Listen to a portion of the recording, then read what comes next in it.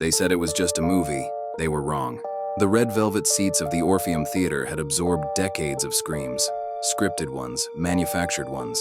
The kind that dissolved into nervous laughter when the lights came up. But on the night of October 31st, 2024, the screams that echoed through Theater 7 were different. They were the kind that left scars on the soul. My name is Dr. Sarah Chen, and I'm a psychiatric consultant who specializes in mass hysteria events. When the CDC contacted me about the incidents surrounding the Conjuring 4, I thought I knew what I was walking into. Another case of collective delusion, perhaps triggered by suggestible viewers and social media amplification. I had seen it before. The Slender Man stabbings, the Momo challenge panic, the countless viral phenomena that blur the line between fiction and reality. I was wrong about everything. This is my account of what really happened during those screenings. This is the truth they don't want you to know. And if you're reading this, if you've seen the film or are planning to, God help you. Before we descend into darkness together, I need you to do something. Leave a comment below telling me, would you watch this film knowing what you're about to read? And subscribe to this channel. Because what I'm about to share needs to be documented, preserved, and spread. The truth has a way of being buried, and I won't let that happen. Not this time. Part 1. The first incident. The call came at 2:47 a.m. on November 1st. I was already awake, staring at my ceiling, unable to shake the feeling that something was fundamentally wrong with the world. You know that sensation? The one where your body knows something your mind hasn't processed yet? My grandmother used to call it ghost sickness. That pre-dawn anxiety that settles in your bones like frost. Dr. Chen? The voice on the phone was male, clipped, official. This is Agent Marcus Reeves with the CDC's Epidemic Intelligence Service. We need you in New York immediately. Mass hysteria event? I asked, already reaching for my laptop. That's what we're hoping it is. The way he said it made my blood run cold, hoping. By 6 a.m. I was on a private plane to LaGuardia. By 8 a.m., I was standing outside the Orpheum Theater in Manhattan's Hell's Kitchen, watching hazmat teams sweep the building for biological agents. By 9 a.m. I was interviewing witnesses, and by noon, I knew we were dealing with something that defied every rational explanation I had spent my career constructing. The first victim, though victim seems inadequate for what happened to him, was Marcus Holloway, a 34-year-old hedge fund manager who had come to the 7 p.m. showing alone. According to the 17 witnesses I interviewed that morning, Marcus had seemed perfectly normal for the first 45 minutes of the film. He laughed at the appropriate moments, jumped at the scares, checked his phone twice, the glow of his screen captured in another viewer's peripheral vision. Then, at timestamp 0:47:23 of the film's runtime, something changed. His breathing, said Jennifer Park, who had been sitting 2 seats away. It got really loud, really fast, like he'd just run a marathon. Then he started rocking, back and forth, back and forth. I thought maybe he was having a panic attack, but it wasn't a panic attack. The words, whispered Carlos Mendez, a film student who had been sitting directly behind Marcus. He started saying these words, but they weren't English. They weren't any language I recognized, and I'm a linguistics minor. They sounded ancient, guttural, wrong. The security footage confirmed it. I watched it 17 times before I forced myself to stop. Marcus Holloway's body began to convulse at 7:47 p.m., his spine arching in ways that should have broken it. His head snapped back with such force that witnesses heard vertebrae crack, and then he screamed. It didn't sound human, Jennifer told me, her hands trembling so badly she couldn't hold her coffee cup. It sounded like multiple voices coming out of his mouth at once. Deep ones, children's voices, and underneath it all this sound like grinding metal. When the lights came up and staff rushed to help him, they found Marcus Holloway unconscious in the aisle, his body twisted in a position that should have been impossible.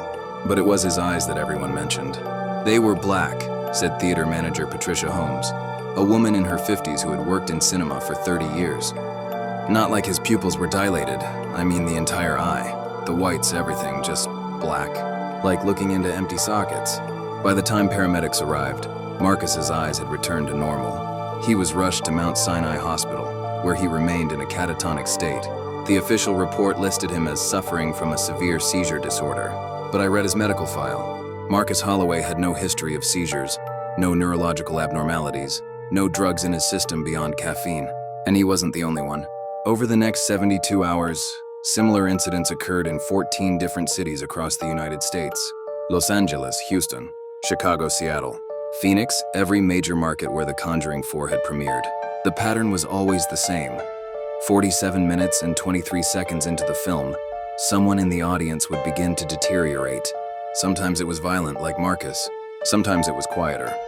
People simply stood up and walked toward the screen in a trance-like state, reaching out to touch it, whispering in languages their friends swore they didn't know. In Houston, a woman named Rebecca Tran tried to claw through the movie screen itself, her fingernails tearing away until bone showed. She was screaming about the door and letting them through. It took 4 security guards to restrain her. In Chicago, an entire row of viewers, 12 people who didn't know each other, simultaneously began to weep blood. Not cry with blood-tinged tears, but genuine blood streaming from their tear ducts as they sat perfectly still, their eyes fixed on the screen. The studios immediately issued statements. Mass hysteria, coincidence. Perhaps a contaminated batch of HVAC systems causing mild carbon monoxide exposure. Nothing to worry about. The film would continue showing, but I knew better. And so did the families of the afflicted. By November 5th, I had documented 47 cases across the country. 47 people whose lives had been shattered by a 2-hour movie. None of them had any connection to each other before the screenings. Different ages, different backgrounds, different mental health histories. The only common denominator was The Conjuring 4, and that specific timestamp 004723. So I did what any researcher would do. I obtained a copy of the film and watched it. Alone, in my hotel room at 3 a.m., with all the lights off. God, I wish I hadn't. The film itself was unremarkable for the first 46 minutes. Standard horror fare. The Warrens investigating another haunted house. Demonic possession. The usual Catholic iconography. Well-made, certainly, with James Wan's signature visual style, but nothing that screamed mass psychosis trigger. Then came the sequence. At Seonsoi 4723, there's a scene in the film where the possessed child, a 9-year-old girl named Emma, is being exorcised in her bedroom. The camera pushes in slowly on her face as she recites something in Latin. But as I watched, really watched, with my training in identifying subliminal techniques and psychological triggers, I noticed something.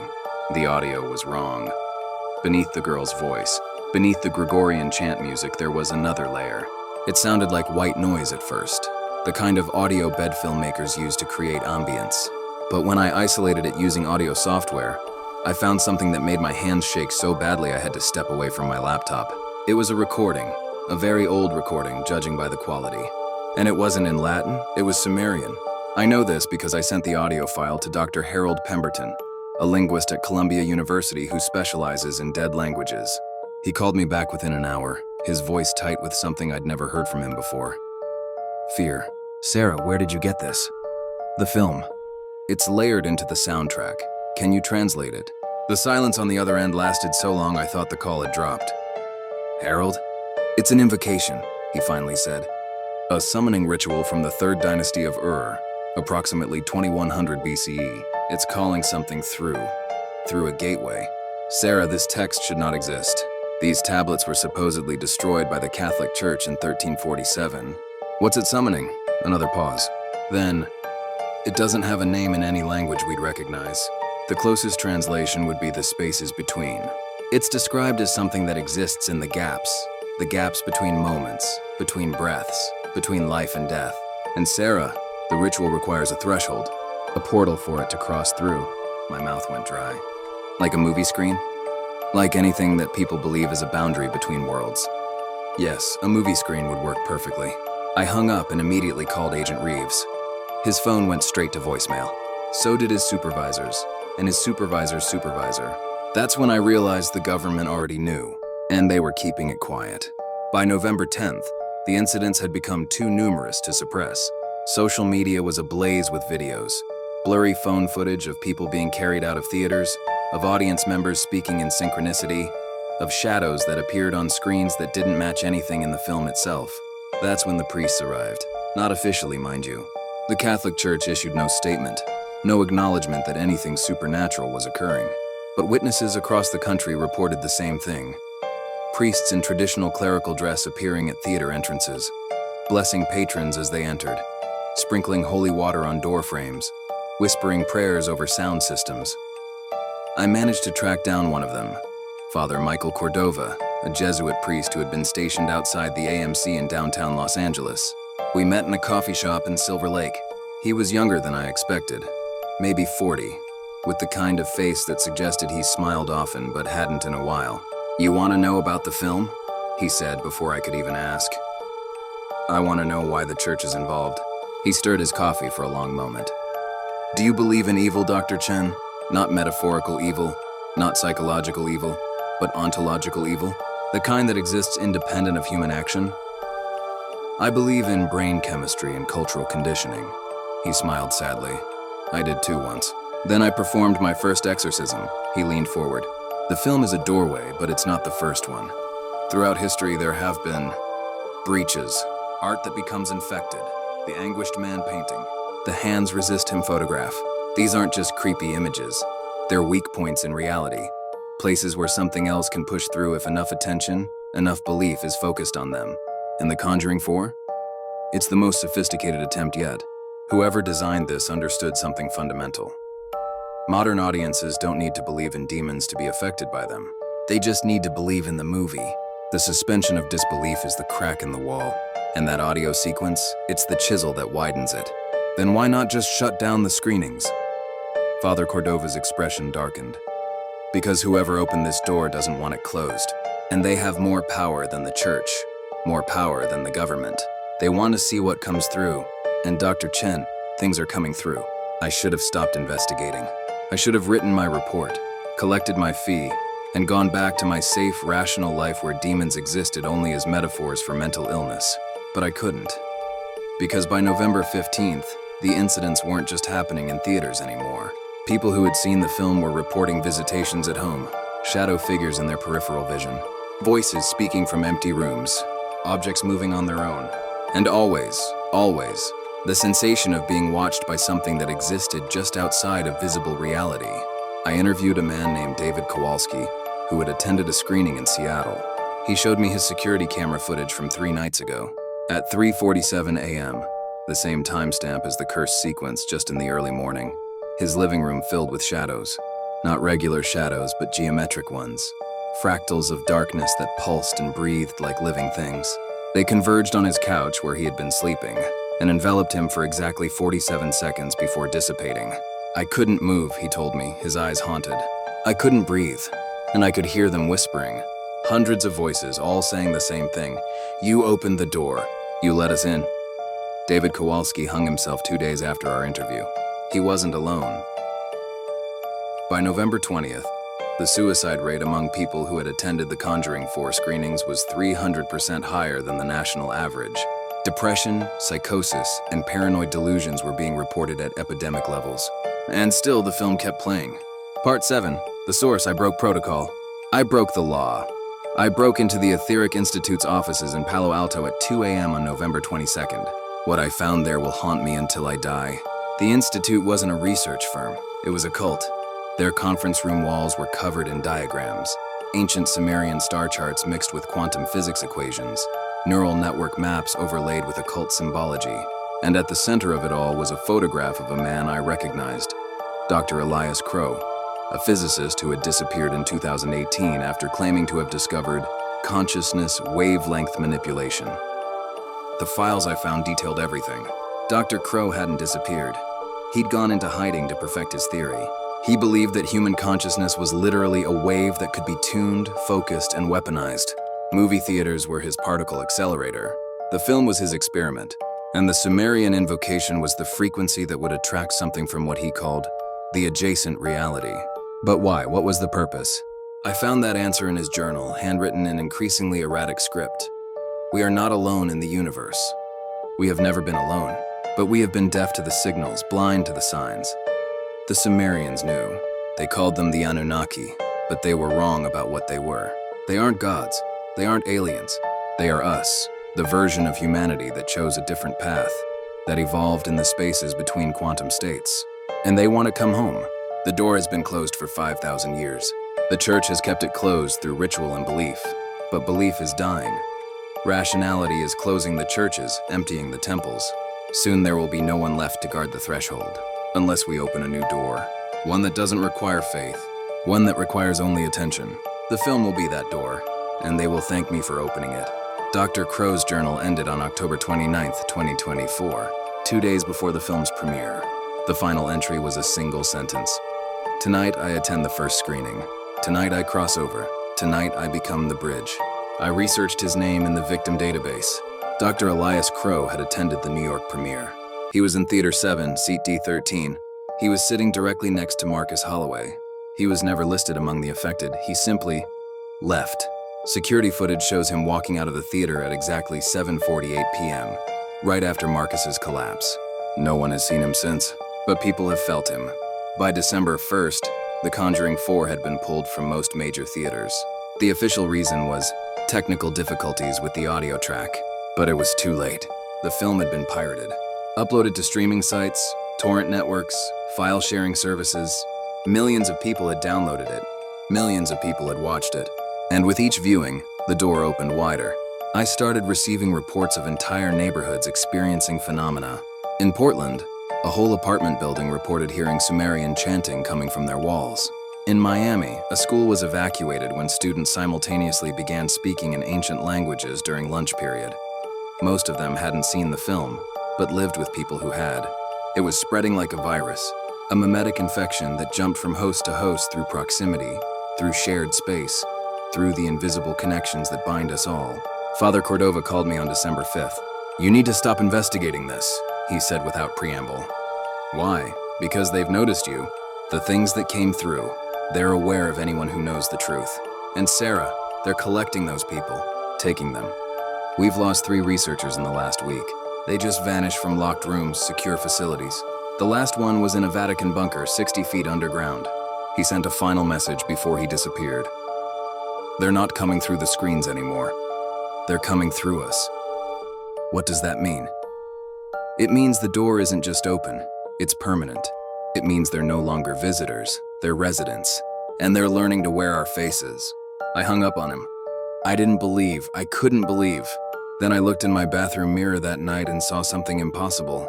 My reflection blinked, but I didn't. Part 9, the truth. I'm writing this from a secure location. At least I think it's secure. Nowhere feels safe anymore. Not when you know what I know. The government has finally acknowledged the crisis, but only internally. On December 10th, a classified emergency order was issued. The Conjuring 4 is now considered a Class A mimetic hazard. Possession of the film is technically illegal, though they can't enforce it. How do you prosecute millions of people? How do you confiscate data that exists in a million different copies across the digital landscape? You can't, and that was always the plan. I finally managed to contact someone from the Etheric Institute, a former member who left the organization in 2019. Her name is Dr. Rachel Moss, and she helped develop the theoretical framework for the consciousness manipulation before she understood what Crow intended to do with it. He was brilliant, she told me over an encrypted call, but he was also insane. He believed that humanity was evolving too slowly, that we needed a catalyst to force us to the next level. The entities from the adjacent reality, they're not evil, he said. They're the next stage of consciousness, existing in multiple states simultaneously, unbound by linear time, able to perceive all possibilities at once. That sounds like psychosis, I said. That's what I thought too, until I saw the brain scans of the affected individuals. Sarah, their neural patterns are changing. The violence, the speaking in tongues, the shadow figures, those are just transition symptoms. The people who survive the initial contact, they're developing abilities, telepathy, precognition, the ability to exist in multiple places simultaneously. They're becoming something else. Are you saying Crow was right? I'm saying he was partially right. Yes, they're evolving, but evolution isn't always improvement. Sometimes it's just change, and the cost. What cost? Their humanity. Every person who fully transitions loses something fundamental. The ability to feel joy, to create, to love. They become perfect observers, perfect calculators, but they're no longer human in any way that matters. They're living cameras, recording reality, but never participating in it. And there are hundreds of them now, maybe thousands, walking among us, wearing our faces but hollow inside. How do you know if someone has transitioned? The eyes, she said. If you really look, if you catch them in the right light, their eyes don't reflect properly. It's like looking into a screen instead of a living eye. It's subtle, but once you know what to look for, you can't unsee it. I hung up and immediately looked at myself in the mirror. My eyes reflected normally for now. It's December 24th, 2024, as I write this Christmas Eve. The news is calling it the holiday incident. Across America, during midnight mass services, 47 priests simultaneously collapsed while giving communion. All of them had blessed viewers at Conjuring 4 screenings. All of them were pronounced dead at the scene, though their bodies showed no signs of trauma. But witnesses report that right before they collapsed, their eyes turned black. The door isn't just open anymore, it's swinging wide. I've been tracking Dr. Elias Crow since I discovered his identity. His credit cards haven't been used. His phone is off. His house sits empty in Menlo Park. But I've found something else. Reports of a man matching his description appearing at random Conjuring 4 screenings across the country. Always sitting in seat D13 if available. Always leaving before the chaos starts. He's attending every showing he can find. And each time he does, the incidents get worse. I think I understand now. He's not just opening doors, he's becoming one. A living threshold between realities. And every screening he attends strengthens the connection, widens the breach. I've made a decision. I'm going to attend a screening myself. Tomorrow night, December 25th, there's an underground showing at an abandoned theater in Detroit. One of the few places still brave or foolish enough to screen it. I've traced Crow's pattern. He'll be there. And I'm gonna sit next to him. I'm going to see what's really happening at timestamp 004723 when you know what you're looking for. When you understand the mechanism. Maybe I'll find a way to close the door. Maybe I'll prove that this is all just mass hysteria after all. That I've let my investigation drive me into the same delusion that's claimed so many others. Or maybe I'll cross over too. I've prepared this document to auto-publish if I don't return. If you're reading this, it means I either failed, succeeded, or became something that no longer cares about the difference. One last thing, a warning. If you've seen The Conjuring 4, watch yourself carefully. Not just your behavior, but your thoughts. Do they feel like yours? Do your memories seem solid, or are there gaps? Moments you can't quite account for? Do you ever catch yourself staring at nothing and realize minutes have passed? Do your eyes reflect properly in mirrors? If not, it's already too late for you. You've been marked. The door has opened in your mind, and something is learning to walk through it. Learning to be you better than you ever were. And if you haven't seen the film, if you've made it this far without viewing it, let me give you one final piece of advice. Don't. Don't watch it. Don't search for it. Don't let curiosity override survival instinct. Because the door is open, yes, but it still requires an invitation. It still needs your attention, your focus, your belief.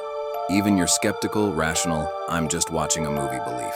That's enough, that's all it needs. The moment your eyes focus on that screen, the moment that Sumerian invocation hits your ears, whether you consciously hear it or not, you've signed a contract written in the language of consciousness itself. You've agreed to be a doorway, and something patient, something ancient, something that has waited in the spaces between reality for 5,000 years, will begin its slow walk through your mind, wearing your face as it learns to be human again.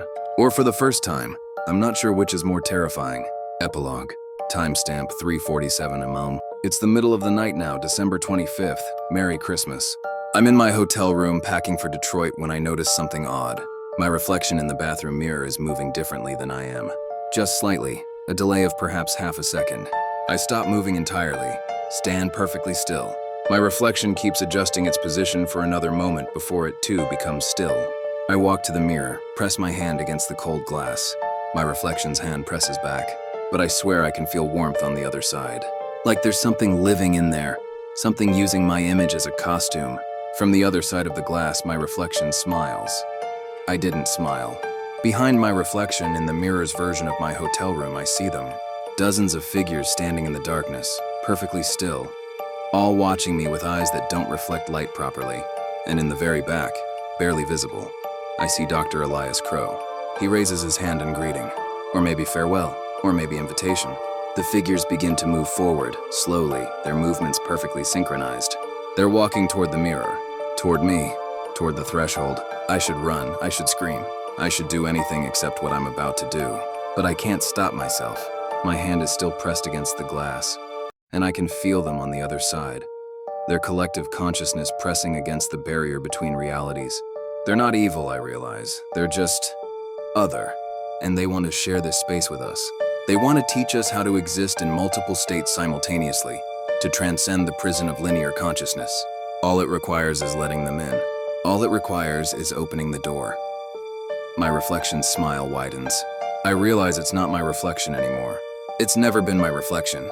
It's been them all along, studying me, learning me, preparing to become me. The glass begins to ripple like water. I should pull away, I don't. Instead, I lean forward and whisper, "Show me." This document will auto-publish if Dr. Sarah Chen does not return by December 26, 2024 at 12 p.m. Est. Status published, Dr. Chen's hotel room was found empty. Her belongings remain undisturbed. Security footage shows her entering her room at 11:47 p.m. On December 24, 2024, she was never seen leaving. The bathroom mirror was found shattered from the inside. Now it's your turn. Tell me in the comments, would you watch The Conjuring 4 knowing what you now know? Would you risk becoming a doorway for something beyond understanding? Would you dare to sit in that seat? Subscribe to stay updated because this story isn't over. The screenings continue, the incidents multiply, and somewhere, in abandoned theaters and underground showings, Dr. Elias Crow still sits in seat D13, waiting for the next person brave enough or foolish enough to join him. The door is open. The question is, will you walk through it, or will you let it walk through you? Remember, they're not watching the movie. The movie is watching them, and now it's watching you too.